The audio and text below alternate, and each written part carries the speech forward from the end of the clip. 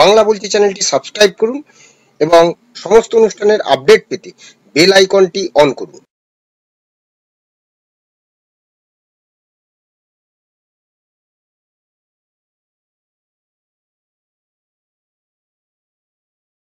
নমস্কার, বাংলা বলছি চ্যানেলে আপনাদের স্বাগত। আমি বিপ্লব দাস। তৃতীয়বারের জন্য ক্ষমতায় এসেছেন দেশের ক্ষমতায় নরেন্দ্র মোদী সরকার, অর্থাৎ আরো 5 বছর তিনি দেশ শাসন করবেন।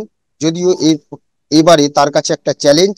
এতদিন তিনি নিজের মতন করে একক গরিষ্ঠতায়, বিজেপি একক সংখ্যা গরিষ্ঠতায় যে শাসনভার চালিয়েছিল, এবারে কিন্তু শরিকদের ওপর নির্ভর করে সেই ক্ষমতায় এসেছেন এবং এই শরিকদের সঙ্গে শেয়ার করে তাকে এইবারে এই সরকার চালাতে হবে।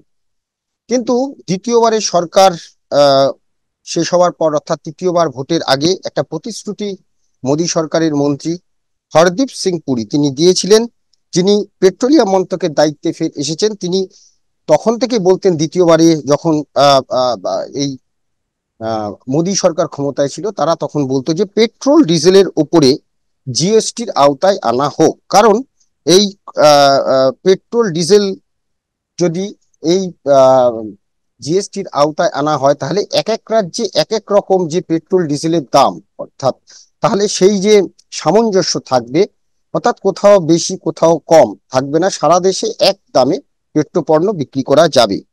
কারণ এখন পেট্রোপণ্য, বিশেষ করে পেট্রোল ডিজেল প্রাকৃতিক গ্যাস ভ্যাটের আওতায় রয়েছে, ফলে বিভিন্ন হারে আরোপ করে রাজ্য সরকার করগুলি, এবং সে থেকে কিন্তু একটা বিরাট অংশের আয় হয় রাজ্য সরকার। আর যদি জিএসটি আসে, তাহলে রাজ্য সরকারের আয় হয়তো কমে যাবে। আর এই নিয়েই আগামী 22শে জুন নয়া এনডিএ সরকার গঠিত হওয়ার পরে জিএসটি কাউন্সিলের প্রথম বৈঠক বসছে এবং সেখানেই পেট্রোল ডিজেলকে জিএসটির অধীনে নিয়ে আসার প্রস্তাব অর্থমন্ত্রক জোরদার করবে বলেই মনে করা হচ্ছে। এবার যদি এই জিএসটির আওতায় নিয়ে আসা হয়, তাহলে কি রাজ্যের বিপুল আয় কমে যাবে? সাধারণ মানুষ কি সত্যি সত্যি সুরাহা পাবেন? আজকে আমরা এই বিষয়গুলো নিয়েই কথা বলবো। আমার সঙ্গে রয়েছেন রাজনৈতিক বিশ্লেষক অধ্যাপক ডক্টর রাজাগোপাল ধর চক্রবর্তী। রাজাদা, আপনাকে স্বাগত। হ্যাঁ রাজাদা, যে বিষয়টা মানে এই যে পেট্রোল ডিজেল দীর্ঘদিন ধরে বলা হচ্ছে যে এক এক রাজ্যে এক এক রকম, কারণ ভ্যাট এবং অন্যান্য ট্যাক্সের কারণে রাজ্যগুলো এখান থেকে একটা বিপুল আয় করে, কিন্তু দোষটা পড়ে কেন্দ্রের ঘাড়ে। যদি সারা দেশে এক হারে জিএসটির আওতায় নিয়ে আসা হয়, তাহলে কি সাধারণ মানুষ কি সুরাহা পাবেন এবং রাজ্যের আয় কি কমবে? এই যে বৈষম্য বা ভারসাম্য নেই, আপনি কিভাবে বিষয়টাকে যদি একটু বিশ্লেষণ করেন? তেলের দামটা তো প্রথমে বুঝতে হবে যে আমরা তেলটা বিদেশ থেকে কিনতে হয়, একটা বড় অংশ বিদেশ থেকে কিনতে হয়। আর এই তেলের যে বেস প্রাইসটা, সেটা নির্ভর করে আন্তর্জাতিক তেলের দামের উপর। আমাদের দেশে যে আমরা যে ইন্ডিয়ান বাস্কেট বলে বলা হয়, একটা মিশ্রণ আমরা তৈরি করি। সেটার মিশ্রণটা হচ্ছে যে 76% হচ্ছে সাওয়ার কোয়ালিটি, দুবাই এবং ওমানের তেল, আর 24% হচ্ছে আমাদের ব্রেন্ড কোয়ালিটি, সবচেয়ে বড় নর্থ আটলান্টিক তেল। এই দুটো মিক্স করে আমরা দামটা ঠিক করি অ্যাকচুয়ালি। তো এই এদের যে ব্যারেল প্রতি তেলের দাম হয় মোটামুটি ভাবে যে $81.97 সেটা দাম পড়ে। তারপরে সেটা জাহাজে করে ভারতবর্ষে দেশে আনার যে খরচ, এবং তারপরে রিফাইনমেন্টের যে খরচ, তারপরে যে কাস্টম ডিউটির যে খরচ, এসবগুলো যোগ করে মোটামুটি ভাবে যে বেস প্রাইস যেটা গিয়ে দাঁড়ায় প্রতি লিটারে 55 টাকা 46 পয়সা মোটামুটি গিয়ে দাঁড়ায় বেস প্রাইস। আচ্ছা। এবং বেস প্রাইসটা গিয়ে বেস প্রাইস তৈরি হয়, এবং এই বেস প্রাইসের উপরে যেটা এটা তারপরে একটা লোকাল ফেড আছে, লোকাল ফেড নিয়ে 55 টাকা 66 পয়সা পড়ে। এখন সেটা মানে ডিলারদের কাছে চার্জ করা হয়, এবং তারপরে এক্সাইজ ডিউটি, এটা সেন্ট্রাল গভর্নমেন্ট বসায়, সেন্ট্রাল ডিউটি এক্সাইজ ডিউটি বসায়। তার বিভিন্ন রেট আছে, আমি সেগুলো আর ডিটেলসে যাচ্ছি না। কত মোটামুটি কোয়ান্টিটি যেটা পরে বলে দিচ্ছি, যে 19 টাকা 90 পয়সা বা 20 টাকা মতো সেন্ট্রাল পার লিটারে সেন্ট্রাল গভর্নমেন্টের এক্সাইজ ডিউটিটা পড়ে। এবং তারপরে যে ডিলারদের কমিশন দেওয়া হয়, এবং স্টেট গভর্নমেন্ট আমাদের পশ্চিমবঙ্গে সেলস ট্যাক্স নেওয়া হয়, তার একটা বিভিন্ন রেট আছে, এবং অনেক জায়গায় ভ্যাট ভ্যালু অ্যাডেড ট্যাক্সেশন আছে, নানান জায়গাতে আছে। আমি জাস্ট এইটুকু যেটা বললাম যে সেন্ট্রাল গভর্নমেন্টের যে এক্সাইজ ডিউটি সেটা প্রায় 19 টাকা 90 পয়সা বা 20 টাকাই ধরুন দাম এ পড়ে। তারপরে ডিলারের কমিশন যেটা, এটা ভ্যারি করে দামটার উপরে, যেটা বেস্ট প্রাইস তার উপরে এক্সাইজ ডিউটি যেটা পড়লো তারপরে এটা ডিলারের কমিশন যেটা সেটা ঠিক হয়, এবং তারপরে একটা সেলস ট্যাক্স বা ভ্যালু অ্যাডেড ট্যাক্স যোগ করে। আমি বলি দিল্লিতে এই ভ্যালু অ্যাডেড ট্যাক্সটা হচ্ছে 15 টাকা 93 পয়সা। আবার ওয়েস্ট বেঙ্গলের ক্ষেত্রে যদি দেখা যায় সেটা একটু বেশি দাম বেশি পড়ে যায়, সেটা প্রায় 19 টাকার উপর ছাড়িয়ে চলে যায়, এবং এখানে ডিলারের কমিশনটাও বেশি পশ্চিমবঙ্গে দিতে হয়। সব মিশিয়ে দিল্লিতে যেখানে 94 টাকা, সেটা ওয়েস্ট বেঙ্গলে প্রায় 100, মানে 10 টাকার ডিফারেন্সটা আছে নানান দিয়ে। আচ্ছা। এখন এই যে ব্যাপারটা গিয়ে দাঁড়ায়, এখন যে তেল যে বিক্রি হয়, তেল বিক্রি হওয়ার পরে সেন্ট্রাল গভর্নমেন্ট টোটাল যে আয়টা করে, সেটা 2022-23, মানে 23-24 সালে পুরো হিসেব এখনো তৈরি হয়নি। 22-23 সালে যে হিসেবটা পাওয়া যাচ্ছে, সেন্ট্রাল গভর্নমেন্ট প্রায় 3,70,326 কোটি টাকা সেন্ট্রাল গভর্নমেন্ট পেয়েছে অ্যাকচুয়ালি। আর স্টেট গভর্নমেন্ট যারা এক্সাইজ ডিউটি, স্টেট গভর্নমেন্ট যারা সেলস ট্যাক্স বসায়, ভ্যালু অ্যাডেড ট্যাক্স বসায়, সব স্টেট গভর্নমেন্ট, সেটা মিশিয়ে গিয়ে প্রায় দাঁড়ায় হচ্ছে যে স্টেট গভর্নমেন্টের 3,20,310 কোটি টাকা। বোঝাই যাচ্ছে মোটামুটি ভাবে প্রায় 3 লক্ষর বেশি, 3 লক্ষ কোটি টাকার বেশি দুজনই সেন্ট্রাল গভর্নমেন্ট এবং স্টেট গভর্নমেন্ট কিন্তু তেল থেকে আয় করে। মানে এখন দুজন আলাদা আমাদের আলাদা দেশে করে, যদি এটা ধরা আলাদা আলাদা আলাদা আলাদা করে হুম, আলাদা আলাদা করে হুম, আলাদা আলাদা করে আয় করে। হুম, এবারে আমাদের দেশে যে প্রত্যেক 5 বছর অন্তর ফিনান্স কমিশন আসে, ফিনান্স কমিশন তৈরি হয়, পার্মানেন্ট কমিশন, সংবিধানে সেটা বলা আছে, এবং তারা বলে দেয় যে সেন্ট্রাল গভর্নমেন্ট যে এক্সাইজ ডিউটি থেকে আয় করলো তার একটা অংশ স্টেট গভর্নমেন্টকে দিতে হবে। এখন যে লেটেস্ট ফিনান্স কমিশনের রায় অনুযায়ী 41% সেন্ট্রাল গভর্নমেন্ট এক্সাইজ থেকে যা আয় করলো, 41% সেটা রাজ্যগুলোকে দিতে হয়। এবং রাজ্যগুলো কিভাবে পারে, তার বিভিন্ন ফর্মুলা আছে, রাজ্যের পপুলেশন আছে, এরিয়া সাইজ, নানান ভাবে সেটা তৈরি হয়। এবং যদি 41% অফ যে সেন্ট্রাল গভর্নমেন্ট যেটা আয় করলো, তার 41% গিয়ে দাঁড়ায় 1.5 লাখ কোটি টাকার মতো। অর্থাৎ এই 1.5 লাখ কোটি টাকা সেন্ট্রাল গভর্নমেন্টের আয় থেকে আপনি যদি বাদ দিয়ে দেন, তাহলে সেন্ট্রাল গভর্নমেন্টের নেট আয় হচ্ছে 2,18,000 কোটি টাকা, 2,18,000 কোটি। আবার এই টাকাটা স্টেট গভর্নমেন্টে চলে যাচ্ছে। স্টেট গভর্নমেন্টে বললাম 3,20,000 কোটি টাকা আয় করে, তার সঙ্গে যদি আপনি এই আরো দু দেড় লক্ষ লক্ষ, আঠারো হাজার টাকা, মানে আরো 4 লক্ষ 1.5 লক্ষ যদি যোগ 70 করে হাজার দেন, কোটি। 4,70,000 কোটি টাকা স্টেট গভর্নমেন্টের আয়। যেখানে সেন্ট্রাল গভর্নমেন্টের আয় 2,18,000 এবং রাজ্যগুলোর আয় 4,72,000। তাহলে এই যে এক্সিস্টিং যে অ্যারেঞ্জমেন্ট অফ ট্যাক্সেস যেটা আছে তেলের ক্ষেত্রে, লাভবানটাকে, হ্যাঁ আমি সবটাই বলছি, তেল পেট্রোল অয়েল সব মিশিয়ে আমি আয়টা দিলাম। মানে এটা এটা তো তো গ্যাসের বোঝাই যাচ্ছে, ক্ষেত্রেও তাই, প্রাকৃতিক গ্যাস যেটা আমরা হ্যাঁ সব সব সিএনজি। ক্ষেত্রে এদের হুম, মধ্যে এগুলো হুম। চলে। সমস্ত এগুলো হচ্ছে অল অয়েল, পেট্রোলিয়াম, লুব্রিক্যান্ট সব মিশিয়ে যায়, সেটা আমি বললাম, বুঝেছেন। এখন বোঝাই যাচ্ছে যে রাজ্যগুলোর একটা বিরাট স্বার্থ রয়ে গেছে। সেন্ট্রাল গভর্নমেন্ট যদি এখন জিএসটি তে চলে আসা হয়, আমি আসছি জিএসটির ব্যাপারটা, এখন জিএসটি চলে আসে, সেন্ট্রাল গভর্নমেন্টের কি সুবিধে, রাজ্যের কি সুবিধে, তারও একটা আমি এই বিপ্লব, আমি একটা হিসেব, ছোটখাটো হিসেব করেছি, মানে হিসেব মানেই বুঝতেই পারছেন সেটা অ্যাকচুয়াল থেকে হয়তো একটু ডিফারেন্স হতে পারে, হিসেবটা একটা আনুমানিক হিসেবটাই তৈরি হয়। হ্যাঁ। আমরা যদি ধরে নিই যে 14%, বুঝেছেন, 14% যেটা মোটামুটি সব ক্ষেত্রেই থাকে, লাক্সারি গুডস এর ক্ষেত্রে 28% থাকে। তেল যদি লাক্সারি গুডস কে কেউ তো বলবে না, কেউ এখন, হ্যাঁ জিএসটি কমিশন তারা যদি লাক্সারি গুডস এর বলে বা তেলকে আলাদাভাবে দেখে সেটা আলাদা।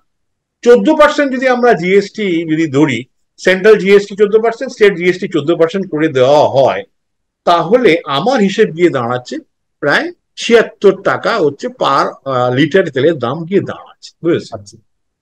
পার মানে গিয়ে সমস্ত দাঁড়াচ্ছে। কিছু, সমস্ত কিছু দিয়ে 76 টাকা হচ্ছে যে কোনো স্টেটে বিক্রি হবে, সব স্টেটে, মানে আমরা। সব স্টেটে সব হ্যাঁ। থেকে সেম প্রাইস। হুম। একটু হয়তো ফেইটের দাম, হ্যাঁ ফেইটের দাম অনুযায়ী কোথাও কোথাও চেঞ্জ হতে পারে, কোথাও কোথাও লোকাল ট্যাক্স আছে, কর্পোরেশন ট্যাক্স, লোকাল ট্যাক্স, এগুলো সামান্য হেরফের এদিক ওদিক হতে পারে।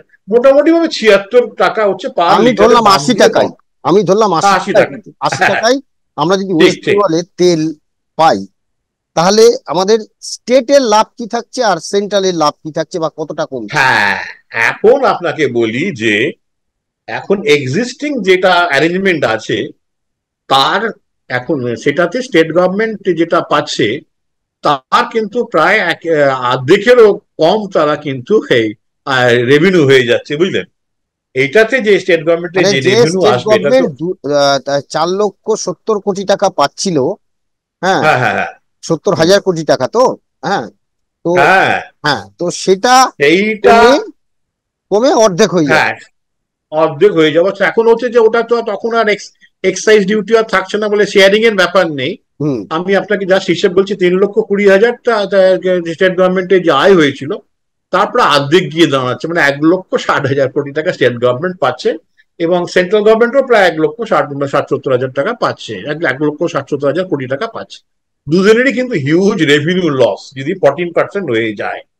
হিউজ রেভিনিউ লস হবে, স্টেটের বেশি হবে, আবার সেন্ট্রালের হয়তো সেন্ট্রালের একটু কিছুটা কম কম হবে। হবে।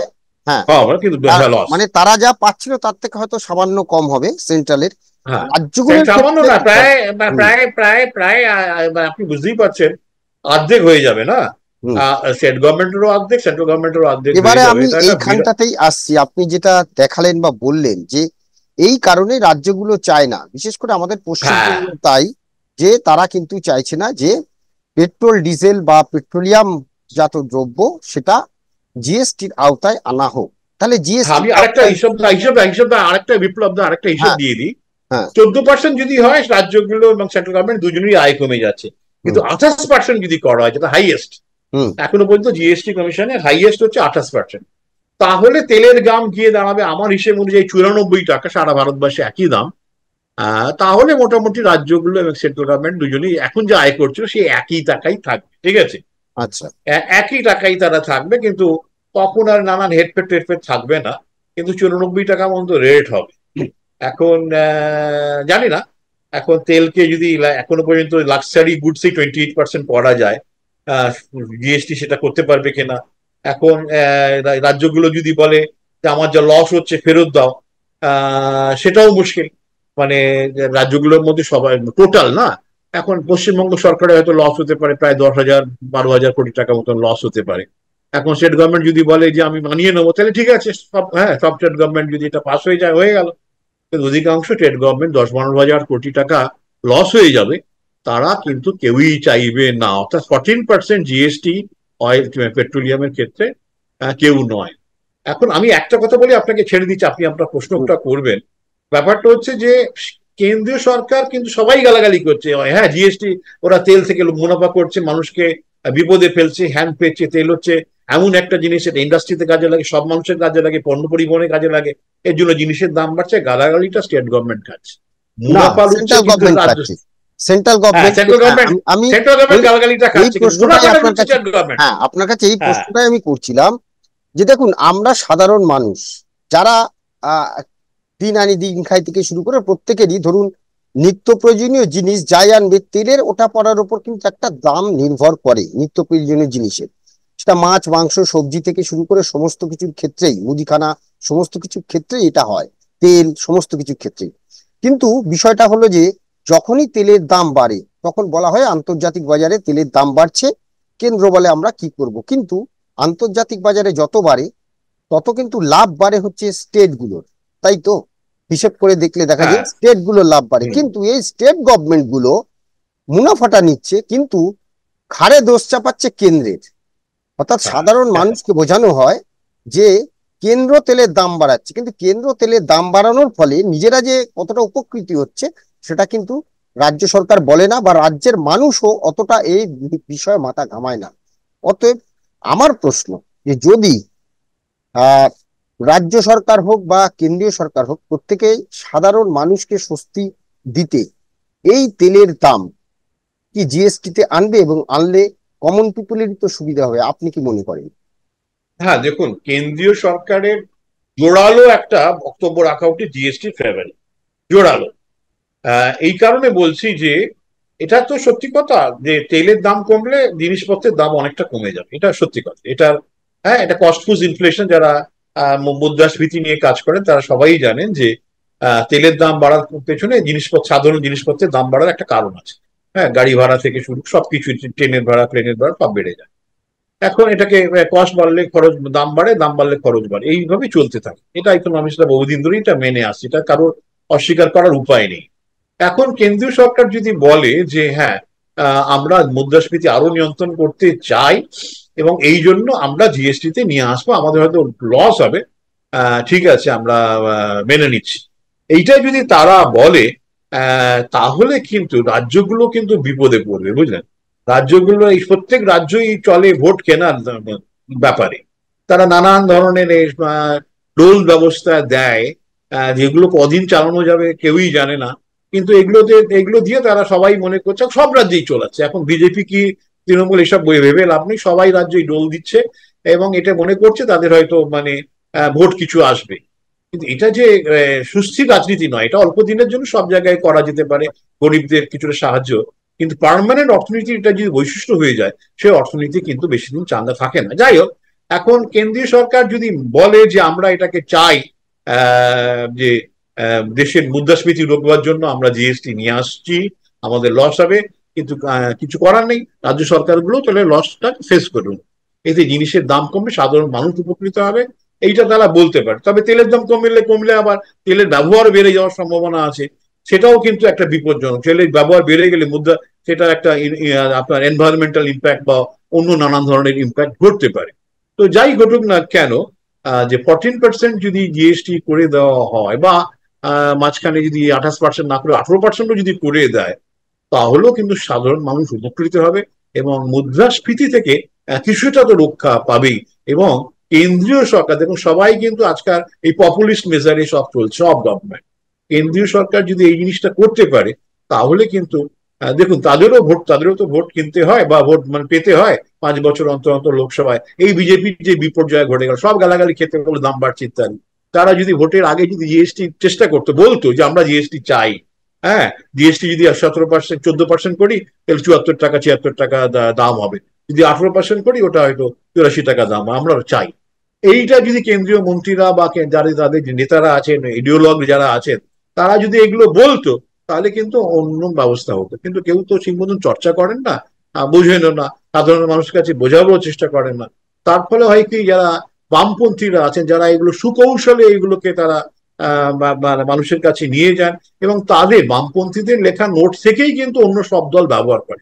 অন্য কোন সব দলে যে যে এগুলো নিয়ে চর্চা বিশেষ হয় তা নয়, কিন্তু বামপন্থীরা এসব নিয়ে চর্চা করে এবং ঠিক মতন খাইয়ে দেয় একটা মানে সমালোচনার, মানে যে অর্থনীতি, সমালোচনার যে রাজনীতি, সেটা বামপন্থীরা ওস্তাদ একেবারে। তারা এই সমস্ত আগে একেবারে নানান ভাবে বুঝিয়ে দেয় এবং সেই তথ্যগুলোই কিন্তু ছোটখাটো সব দলই খায়।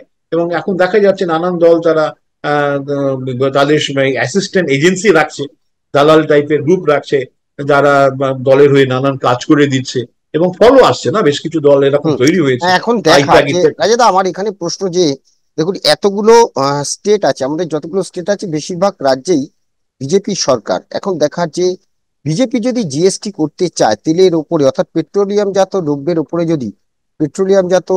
উপরে যদি জিএসটি বসানোর নীতি কার্যকর করতে হয়, সেক্ষেত্রে স্টেট গুলোকে হাত তুলতে হবে বা তাদের সম্মতি দিতে হবে। এবং সেক্ষেত্রে যদি বেশিরভাগ রাজ্য সম্মতি দেয়, তাহলেই কিন্তু সম্ভব যে এই তেলের উপরে জিএসটি বসিয়ে তেলের দাম অন্তত সমগ্র দেশে এক হারে নিয়ে আসা, এবং তাতে সাধারণ মানুষের হয়তো কিছুটা সুরাহার মিলবে। না হলে আবার সমস্ত রাজ্যগুলো মিলে আবার দরকারের প্রয়োজনে জিএসটি তুলে দেওয়া হবে। প্রশ্ন হলো, জিএসটি একবার এসে দেখা যাক যে সত্যি সত্যি সাধারণ মানুষ সুরাহা পান কিনা।